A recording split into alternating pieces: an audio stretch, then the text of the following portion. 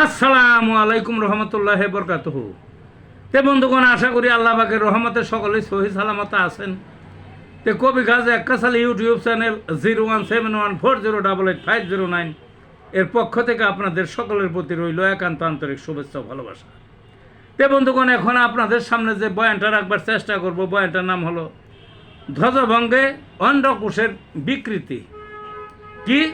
ধ্বজভঙ্গে অন্ডকোষের বিকৃতি, অর্থাৎ এই যে পুরুষদের যে অন্ডকোষ আছে দুইটা, এই কোষ দুইটা তো সমান থাকার কথা।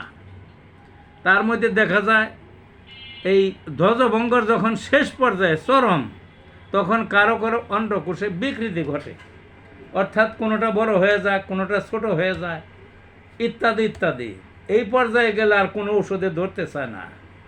কথাটা বুঝছেন? এই পর্যায়ে গেলে ধ্বজভঙ্গ অন্ডকোষ বিকৃত হয়ে গেলে আর কোনো ওষুধে ধরতে চায় না, ধরেই না একরকম। তারপর হোমিওপ্যাথিতে ওষুধ আছে, আর্জেন্ট নাইট নামক একটা ওষুধ, আর একটা অরামেট একটা ওষুধ। বেশি ওষুধের কথা বললাম না।